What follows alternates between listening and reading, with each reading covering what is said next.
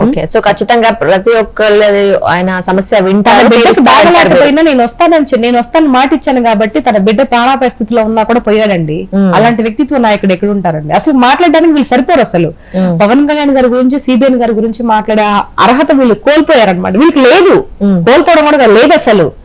వీళ్ళు ఏం మాట్లాడతారండి? ఖచ్చితంగా. సరే అండి, సరే ఒకసారి ఓపెన్ గా మాట్లాడుకుందాం. మీరు కూడా ఓపెన్ గా ఆన్సర్ ఇవ్వాలి మరి. సో నేను ఓపెన్ గా క్వశ్చన్ అడుగుతున్నాను. ఏంటంటే చాలా మంది పవన్ కళ్యాణ్ గారిని ఎవరైతే నమ్ముకుంటారో వాళ్ళకి ఆయన ఏమీ పెద్దగా చేయట్లేదు అని అయితే అందరూ అంటున్నారు. మరి దానికి మీ సమాధానం ఏంటి? అది వాళ్ళ అపోహ.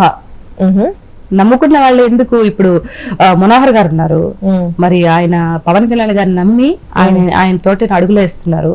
మరి ఏమి చేయకపోతే మరి ఆయన ఉండరుగా, అభిమానించకపోతే ఉండరుగా అండి.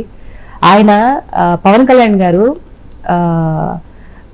ఏదన్నా ఒక విషయం గురించి మాట్లాడినప్పుడు అది కరెక్ట్ గా ఉందంటే కరెక్ట్ గా చేస్తాడు. ఎవరైనా మేము ఇలా చేసాం కదా, ఇది ఇలా చేయండి, మాకు దీనివల్ల బెనిఫిట్స్ వస్తుంది అని అంటే ఆయన చేయరు. ప్రజలకు అన్యాయం జరుగుతుంది అని అంటే ఏది చేయరు ఆయన. సో దాన్ని గిట్టిన వాళ్ళు కూడా దాన్ని క్యాష్ చేసుకొని ఇలా చేయని, మేము నమ్మాము, మేము ఇంత పెట్టుకున్నాము, మేము ఇంత తిరిగాము, ఆయన ఏం చేయట్లేదు పవన్ కళ్యాణ్ గారు అంటే అవి ఉత్త మాటలు. ప్రజలు కూడా ఇది నమ్మరు ఎవరు కూడా.